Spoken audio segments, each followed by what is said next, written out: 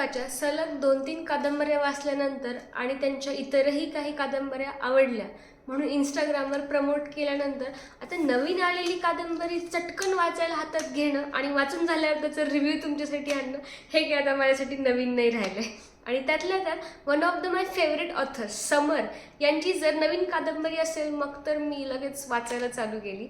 तर hi and hello, welcome to readers डायस. आजच्या व्हिडिओमध्ये आपण धर्म या कादंबरीचा रिव्ह्यू पाहणार आहोत.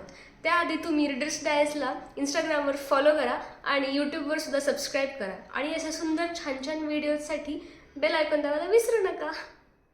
धर्म या कादंबरीच्या रिव्ह्यूला सुरुवात करण्याआधी मला तुमच्यासोबत एक मस्त स्टोरी शेअर करायची आहे. ती म्हणजे अशी की गेल्या वर्षी म्हणजे 2024मध्ये मी लेखक समर यांच्याशी पुणे बुक फेस्टिवलमध्ये भेटले आणि तिथे भेटल्यानंतर मी त्यांना त्यांचे राधा आणि उर्मिला या पुस्तकाविषयी या कादंबऱ्यांविषयी माझं काय मत आहे आणि मला त्यांचं लेखन किती आवडलं हे माझे व्ह्यूज मी शेअर केले होते. बाय द वे या दोन्ही कादंबऱ्यांचे जे रिव्ह्यूज आहेत ते इंस्टाग्रामवर अपलोड केलेले आहेत आणि यूट्यूबवर सुद्धा तुम्ही ते पाहू शकता.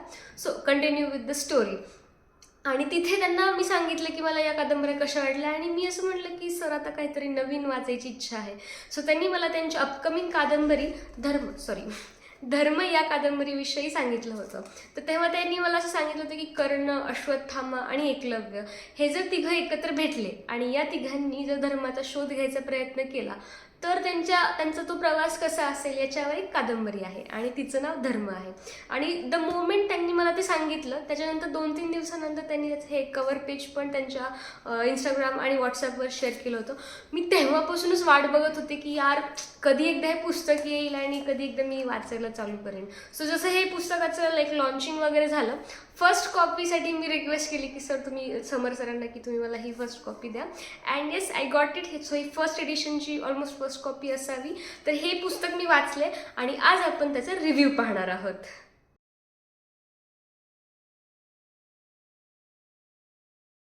सो मी ही धर्म नावाची कादंबरी वाचायला का घेतली याचं रिझन सांगण्याआधी let me tell you the disclaimer की हे जे पुस्तक आहे ना ही कादंबरी आहे. Okay, it's not the fact. हे असं काही घडलेलं नाही आहे. ही फक्त लेखकाचे इमॅजिनेशन आहे आणि त्या कथेच्या माध्यमातून त्यांना आपल्यापर्यंत त्यांचं काहीतरी एक वेगळं व्ह्यू पोचवायचं आहे. यासाठी मी तुम्हाला सांगते की कुठलीही कादंबरी कुठलंही पुस्तक वाचायला सुरू करण्याआधी त्यातलं मनोगत आणि प्रस्तावना डेफिनेटली वाचत चला. म्हणजे तुम्ही कुठल्या तरी रॉंग कन्सेप्टने म्हणजे अझम्पशन घेऊन तुम्ही पुस्तक वाचायला सुरू करणार नाही. राईट.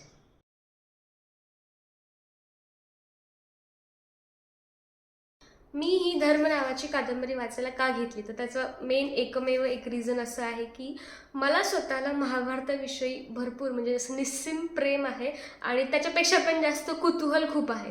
का त्याच्यामधले कॅरेक्टर्स एवढे डायव्हर्स आहेत की मला असं वाटतं आपल्या जीवनाचं सगळं सार महाभारतामध्ये सामावलेलं आहे. अँड बियॉन्ड दॅट मला स्वतःला पण महाभारताविषयी बरेचसे प्रश्न पडतात. त्यातला एकच प्रश्न मी तुम्हाला एक्झाम्पल देऊन सांगेन. जसं की श्रीकृष्ण यांनी महाभारतामध्ये सांगितलेलं आहे की ते स्वतः देव आहेत, नाही का, विष्णूचा अवतार आहे. तर मला नेहमी हा प्रश्न पडत राहिला आहे की जर ते देव होते तर त्यांनी एवढं मोठं युद्ध का टाळलं नाही. म्हणजे एवढी ही जीवितहानी वित्तहानी जी झाली तर ती टाळायचा प्रयत्न त्यांनी का केला नाही. आय मीन ते देव होते, ते सगळं काही करू शकले असते. कौरव पांडवाचं युद्ध, त्यांचं जे भांडण होतं हस्तिनापूरच्या गादीसाठी ते सगळं बाजूला. But what about common people. I mean हे तर क्षत्रिय होते ना पांडव आणि कौरव. सो त्यांचं ते जे युद्ध आहे, त्यांचं जे भांडण आहे ते तर ऑनगोईंग चालू राहिलं. But at the cost of what. एवढी सगळी प्रजा. आणि विशेष म्हणजे युधिष्ठिर, ज्याला आपण धर्मराज असं सुद्धा म्हणतो, याला पितामह भीष्मांनी मृत्यूपूर्वी जे ज्ञान दिलं होतं की राजाने प्रजेची काळजी कशी घेतली पाहिजे, प्रजेचं संरक्षण कसं केलं पाहिजे, किंवा दुसरे जे आपले स्पर्धक असतात आजूबाजूचे राज्य त्यांच्यासोबत व्यवहार कसे ठेवले पाहिजेत, हे ज्ञान इम्प्लिमेंट करायला युधिष्ठिरकडे नंतर प्रजा तरी शिल्लक राहिली का. म्हणजे कोणावरती राज्य केलं युधिष्ठिराने नंतर तर वृद्ध स्त्रिया, विधवा स्त्रिया, त्याच्यानंतर अनाथ बालके आणि म्हणजे काय उरलंच काय होतं ना राज्य करायला तिथे. तर मला हा प्रश्न पडला की यार हे सगळं कशासाठी, हा उठाठेवा कशासाठी. फक्त हे सांगण्यासाठी की धर्म काय आणि अधर्म काय. हे माझ्या डोक्यात असे बरेचसे डाऊट्स येत राहिलेत. आणि मला त्याच्यामध्ये आनंदाने मला सांगायला आवडेल की या पुस्तकाच्या पहिल्या 30 पानामध्ये लेखक समर यांनी अशा अनेक डाऊट्सवरती इथे भाष्य केलेलं आहे. जसे की फॉर एक्झाम्पल युधिष्ठिराला आपण धर्मराज म्हणतो, परंतु द्रौपदीच्या वस्त्रहरणास कुठे ना कुठे तो सुद्धा जबाबदार होता. मग त्यांना धर्मराज म्हणणं बरोबर आहे का? किंवा महाभारताचे जे युद्ध आहे त्याला धर्मयुद्ध असं म्हणलं जातं, पण खरंच पांडवांची बाजू धर्माची होती का? युधिष्ठिराने जेव्हा पत्नी द्रौपदीसोबतच त्यांचे जे उरलेले जे पांडव होते, अर्जुन, त्याच्यानंतर भीम वगैरे, या सर्वांना सुद्धा डावावरती पणाला लावलं होतं. हे पण तर बरोबर आहे का? हे कुठल्या धर्माला धरून आहे? मग आपण त्याला धर्मयुद्ध कसं म्हणू शकतो? किंवा पांडवांची बाजू पूर्णपणे धर्माची आहे हे कसं काय म्हणू शकतो? तर हा वेगळा पर्स्पेक्टिव्ह लेखक समर यांनी मांडलेला आहे.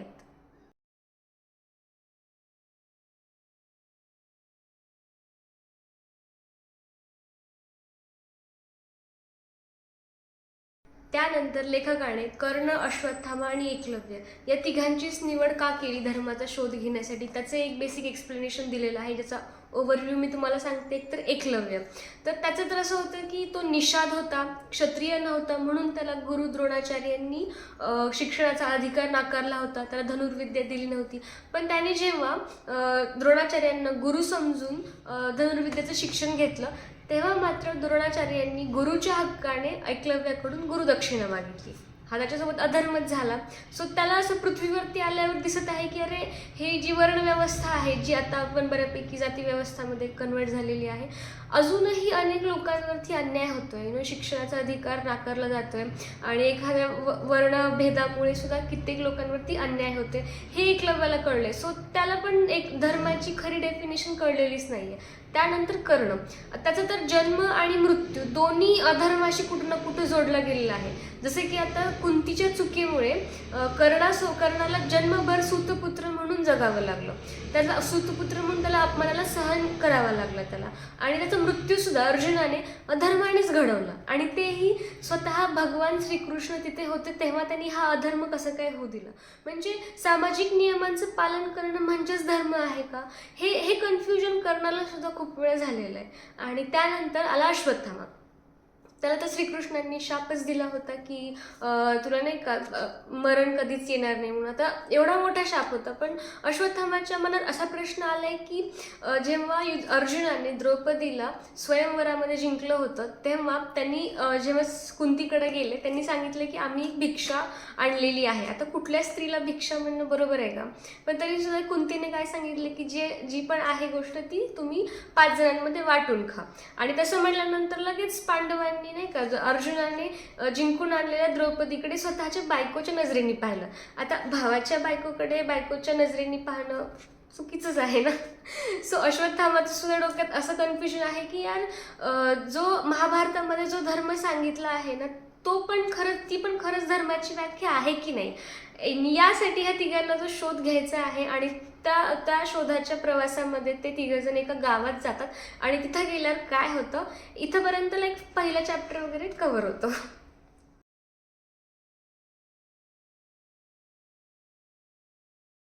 सेकंड चॅप्टरमध्ये कर्ण, अश्वत्थामा आणि एकलव्य जेव्हा धर्मपरायण गावात जातात, तेव्हा त्यांना तिथे सरपंच विसाजीराव, त्याच्यानंतर दामोदर, श्यामसुंदर, वेणू आणि अत्रे गुरुजी अशा 5 कथानकांना सामोरं जावं लागतं. हे 5 लोक या तिघांच्या आयुष्यात येतात, आणि या 5 जणांच्या जीवनामध्ये धर्मसंकटात टाकणारे काही सिच्युएशन्स येतात. तर तेव्हा हे तिघं या 5 जणांच्या आयुष्यात काय रोल प्ले करतात, असं ओव्हरऑल कादंबरीचं कथानक पुढे जातं.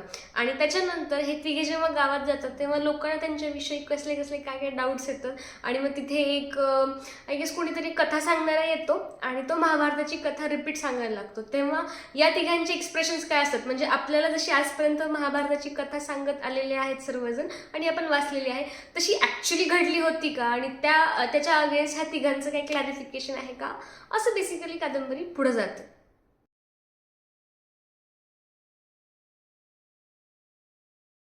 आता मी तुम्हाला या कादंबरीचा बेस्ट पार्ट काय आहे तो सांगते. तो मला असं वाटलं की आधी मी सांगितलं, महाभारतामध्ये एवढं मोठं नॉलेज सामावलेलं आहे ना, की आपल्या सर्वांच्या जीवनाचं सार महाभारतामध्ये आहे. म्हणून म्हणजे लाईफमध्ये फेस टू फेजनुसार ना महाभारतातले प्रत्येक कॅरेक्टर रिलेटेबल वाटतात. फॉर एक्झाम्पल, जेव्हा आपल्याला असं वाटतं की यार माझी तर काहीच चूक नाही आहे तरी माझ्यासोबत का वाईट होतं, तेव्हा कर्ण रिलेटेबल वाटतं, त्याची सिच्युएशन आठवायला लागते. जेव्हा एखादा निर्णायक क्षणी ॲक्शन घेणं अपेक्षित आहे तुमच्याकडून आणि तुम्हाला मात्र मैदान सोडून पळून जावं असं वाटतंय, निर्णय घेऊ वाटत नाही, कन्फ्युजन येते, तेव्हा अर्जुन रिलेटेबल वाटतो. जेव्हा स्वतःच्या जीवाभावाची लोक, आजूबाजूची लोक आपला अपमान करतात आपल्याला एखाद्या कुठल्याही कारणामुळे, तेव्हा द्रौपदी रिलेटेबल वाटते. असंच या कथेतल्या कॅरेक्टर्सच्या पण बाबतीत होतं. जसं की दामोदर नावाचं जे कॅरेक्टर आहे तर तो नास्तिक आहे आणि म्हणून त्याला गावाने नाकारलं आहे, समाजाने त्याला वाईट टाकलं आहे बेसिकली. तर त्यामुळे त्याला कर्ण रिलेटेबल वाटायला लागतो. त्यानंतर अत्रे गुरुजी जे आहेत ते शिक्षक आहेत शाळेमध्ये, त्यांना द्रोणाचार्य रिलेटेबल वाटतात, कारण की Dronacharya was very loyal to his profession. म्हणजे त्यांनी कौरव आणि पांडवांना बेस्ट एज्युकेशन दिलं होतं. भलेही त्याचं इंटेन्शन वेगळं होतं की पांडवांना आणि कौरवांना त्यांनी नंतर द्रुपद राजाकडे पाठवलं स्वतःच्या अपमानाचा बदला घेण्यासाठी, but still I mean the education he had was amazing. आणि त्यामुळे अत्रे गुरुजींना द्रोणाचार्य रिलेटेबल वाटतात. तर ही रिलेटेबिलिटी जी आहे तर ती आपल्याला ना या कादंबरीच्या जवळ घेऊन जाते असं मला वाटतं. या कादंबरीचं सेकंड बेस्ट पार्ट मला असं वाटतं ते म्हणजे वेणू नावाचं कॅरेक्टर आहे याच्यामध्ये. ती म्हणजे स्वतःच्या पायावर उभं राहण्यासाठी धडपडणारी ती मुलगी आहे आणि ती ज्या सिच्युएशनमधून या स्टोरीमध्ये जात आहे की तिचं एज्युकेशन पूर्ण झालेलं आहे, तिला शिक्षणाचा अधिकार मिळाला आहे, परंतु तिला स्वतःचं मत व्यक्त करण्याचा अधिकार समाजाने नाकारला आहे. आणि मला असं वाटतं की स्वतःचं डिग्री एज्युकेशन कंप्लीट करून आयुष्यात पुढे जाऊन स्वतःची वेगळी ओळख निर्माण करू पाहणाऱ्या प्रत्येक मुलीला ना तिचं कॅरेक्टर खूप रिलेटेबल वाटेल. सो हा माझ्यासाठी सेकंड बेस्ट पार्ट आहे असं म्हणेन. आणि त्यानंतर या कादंबरीचा थर्ड बेस्ट पार्ट मी असं म्हणेन तो म्हणजे की मला या कादंबरीनं ना एक वेगळा पर्स्पेक्टिव्ह दिला महाभारताबद्दल विचार करण्याचा. म्हणजे मला आजपर्यंत महाभारत फक्त Pandava was at the good side and Kaurava was at the evil side असं वाटत आलेलं आहे. बट तो पर्स्पेक्टिव्ह मला असं वाटतं वाचक म्हणून माझ्यासाठी खूप महत्त्वाचा होता. त्यासाठी लेखक समर यांचे खूप आभार. आणि त्यानंतर दुसरी शेवटची पण एक गोष्ट मला अशी सांगावीशी वाटेल की कपल्समध्ये जेव्हा दोघांपैकी एकाचा तिसऱ्या कुठल्या व्यक्तीसोबत शारीरिक संबंध येतो फक्त तेव्हाच चीटिंग होते असं मला वाटत होतं. पण याच्यातलं जे श्यामसुंदर नावाचे कॅरेक्टर आहे त्याला जेव्हा वेणूबद्दल वैचारिक पातळीवरती अट्रॅक्शन निर्माण होतं तेव्हा ती गोष्ट तो जाणीवपूर्वकरित्या स्वतःच्या बायकोकडून लपवून ठेवतो. आणि तर हे याला पण चीटिंग आपण म्हणू शकतो. याचा कधी विचार मी केला नव्हता. I always used to think की फक्त फिजिकल रिलेशनचं इन्व्हॉल्वमेंट असेल तरच चीटिंग होऊ शकते, मेंटली तर होऊ शकत नाही. But no, actually cheating is a choice, right? It's not a mistake, it's a choice. आणि ती या कादंबरीमध्ये मस्त सांगितली आहे.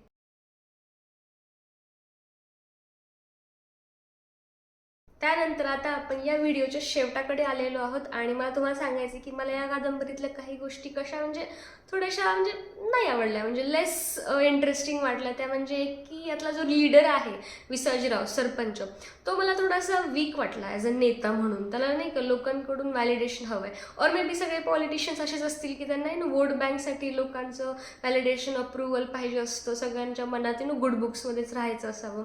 सेकंड म्हणजे दामोदर आहे, त्याचा अंत कादंबरीमध्ये पण थोडासा निगेटिव्ह दाखवला आहे की तो मुंबईमध्ये जातो स्वतःचा शोध घेण्यासाठी, पण तिथे त्याला खूप फ्रीडम मिळतं आणि त्या फ्रीडमचा त्याने थोडासा निगेटिव्ह पण उपयोग केला आहे की तो व्यसनाधीन होतो वगैरे. ते पण मला काही थोडं आवडलं नाही. आणि त्याच्यानंतर लास्ट आहे की कर्ण, अश्वत्थामा आणि एकलव्य हे तिघंजण गाव सोडून जातात, पण त्यांना धर्माचा शोध त्यांचा अजून थांबलेला नाही आहे. सो मला असा प्रश्न पडला की मग मी का वाचलं हे पुस्तक जर त्यांना त्या धर्माचा शोधच त्यांचा जर पूर्ण झाला नसेल तर मग जेव्हा गावामध्ये महाभारताची कथा सांगणारा जो येत असतो गोसावी, तेव्हा हे तिघंजण त्याच्याबद्दल खूप आर्ग्यू करत असतात. म्हणजे माझ्यासोबतच कसं वाईट झालं आहे आणि माझ्यासोबत वाईट झालं आहे म्हणून नाही का जगात काही चांगलं कसं एक्झिस्टच करत नाही, असं थोडं नैराश्यवादाकडे झुकलेला ह्याचा एंड मला वाटला. बट ठीक आहे, दॅट्स माय पर्स्पेक्टिव्ह. तुम्ही स्वतः ते पुस्तक वाचा आणि मला सांगा की कसं वाटलं. आणि माझे असे व्हिडिओज तुम्ही बघत राहा. Thank you so much for watching. खूप मोठा व्हिडिओ झाला वाटतं.